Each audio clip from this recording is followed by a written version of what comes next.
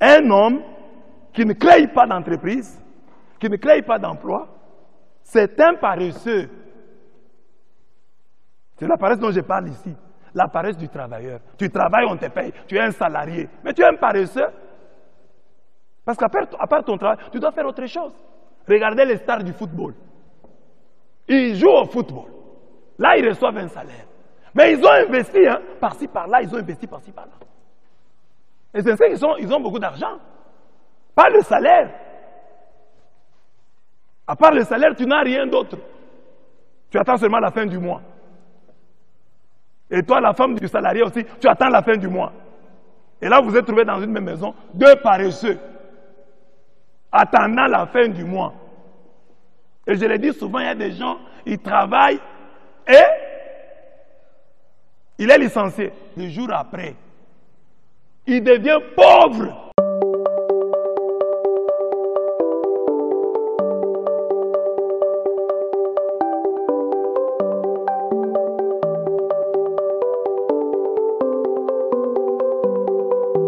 Bonjour tout le monde, ici c'est Justin et bienvenue dans cette toute autre vidéo. Si vous venez de me découvrir au travers de cette vidéo, je vous invite déjà à vous abonner et d'activer la cloche des notifications pour rejoindre les milliers de personnes déjà abonnées à cette chaîne et également d'aller dans la barre de description, soit c'est en bas ou en haut pour avoir des informations complémentaires à cette vidéo. Dans une œuvre qui date du XVIe siècle qui a été par la suite attribuée à Jérôme Bosch, on y retrouve dans ce tableau les 7 péchés capitaux et les 4 cycles de la vie d'un être humain. Parmi les 7 péchés capitaux, la paresse revient avec insistance. Et oui, si vous ne savez pas encore, la paresse est un péché.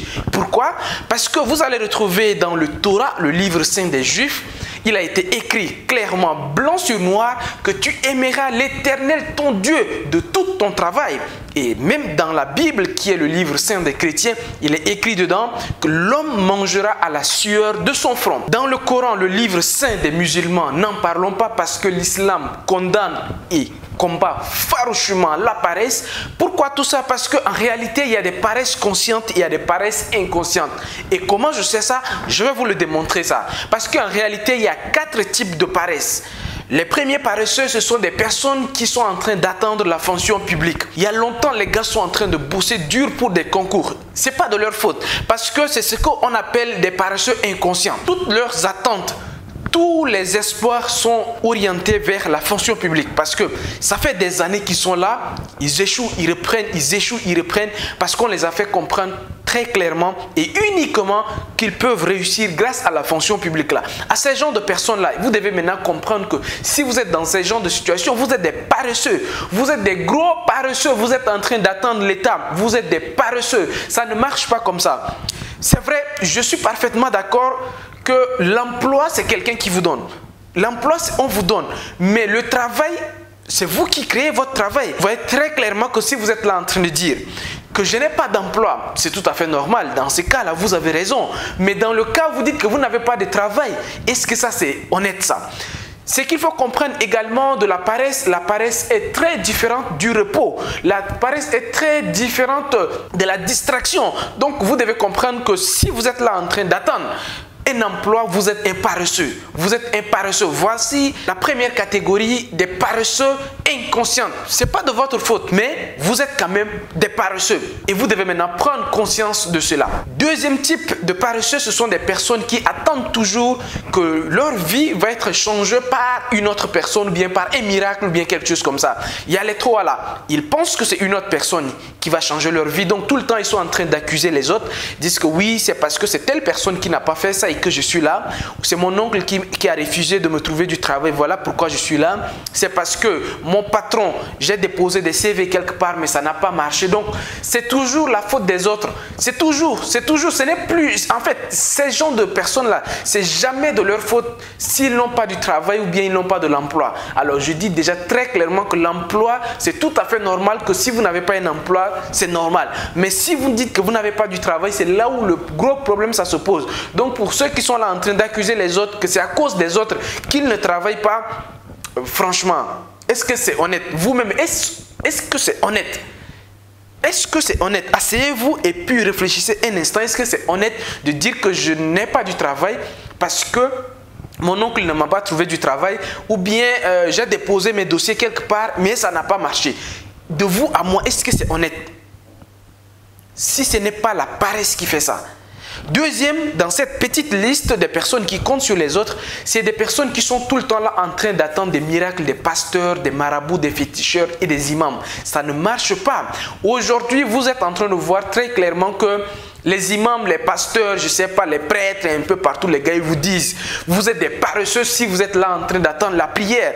La prière existe dans toutes les régions. En réalité, ce que les gens ne vous disent pas suffisamment sur la prière, c'est quoi? La prière, c'est une demande d'intuition et d'inspiration. La prière ne veut pas dire que tout de suite, vous devez avoir un miracle. Voilà pourquoi dans l'islam et dans la plupart des autres religions que je viens de citer, et même les athées croient à ça, que tu dois d'abord t'aider et Dieu va faire la suite. Donc si tu ne fais rien, Dieu ne va pas faire tout le reste à ta place. Donc cette deuxième catégorie des personnes qui croient au miracle, ils croient que voilà, un jour quelqu'un va venir frapper à ma porte et dire que mon frère ou bien mon fils, tu as beaucoup prié, je viens, voici, je te donne du travail. Ça ne se passe pas du tout comme ça. Et si tu es là en train de prier depuis des mois, depuis des années, dans ta chambre, tu sors jamais et tu attends que le miracle vienne te trouver dans ta chambre, tu es un paresseux. Il faut voir déjà à quelle catégorie tu te situes. Si jusqu'à là tu ne te retrouves pas, continue de suivre la vidéo. Dans cette petite liste, une autre catégorie, ce sont des personnes qui aiment de l'argent facile ou bien qui aiment entrer dans les sectes. Moi j'ai un ami qui me dit que Justin, vraiment moi je suis fatigué de déposer mes dossiers un peu partout. Je cherche à entrer maintenant dans la franc-maçonnerie. J'ai dit quoi? Tu penses que les francs-maçons, ils veulent les paresseux là-bas? Ils veulent pas des paresseux. Si tu as fini de déposer tes dossiers un peu partout et tu penses que tu vas entrer dans la franc-maçonnerie pour changer ta vie, ça ne va pas marcher. Les gars là-bas, c'est des bosseurs. Je ne suis pas là-bas, je ne sais pas, mais je suis sûr que c'est des gens qui travaillent dur. Ce sont des personnes qui n'acceptent pas les paresseux entre eux. Donc si tu es paresseux et tu cherches un endroit où tu vas aller gagner de l'argent facile, oublie ça, ça ne marche pas comme ça. Tu dois travailler, tu dois faire quelque chose. Les gens, il n'y a pas un cercle. En fait, même les sectes, les francs-maçons, même si on peut dire que c'est une religion, même si on peut dire que c'est pas une religion, c'est une doctrine. Et ça m'étonnerait vraiment que dans la doctrine des francs-maçons, la paresse soit un des principes de la franc-maçonnerie. Donc ceux qui sont là en train de dire que j'ai testé des choses partout, maintenant je veux entrer dans un secte quelque part pour me faire de l'argent, franchement, vous êtes en train de vous tromper. Donc si vous faites partie de cette catégorie des paresseux, vous êtes paresseux. On arrive maintenant à une autre catégorie des paresseux. Ce sont des personnes qui dépendent toujours des autres. Et là, il y a deux situations qui se présentent. Dans la première situation, si vous êtes mineur, si vous êtes un enfant et que vous ne travaillez pas, ou bien si vous êtes très âgé, c'est-à-dire que vous avez 80 ans, 90 ans, ainsi de suite, et que vous ne pouvez pas travailler, ainsi de suite, on peut comprendre. Mais dépendre de quelqu'un à 30 ans, dépendre de quelqu'un à 40 ans, bien valide, bien musclé, tu es là, tu as tes deux pieds, tes deux jambes, tu as toutes les facultés et tu dépends de quelqu'un. Soyons sérieux, soyons sérieux. Ça, tu es un paresseux. Tu es un gros paresseux. Ça, c'est très clair. Moi, je considère toutes ces personnes-là comme des paresseux. Et en Afrique, c'est bizarre parce que vous allez vous rendre compte qu'un peu partout en Afrique, vous allez voir dans une famille de 10 personnes, une seule personne travaille et les 9 personnes dépendent d'une seule personne. Sur les 10 personnes, ce n'est pas que les 10 personnes sont tous des enfants.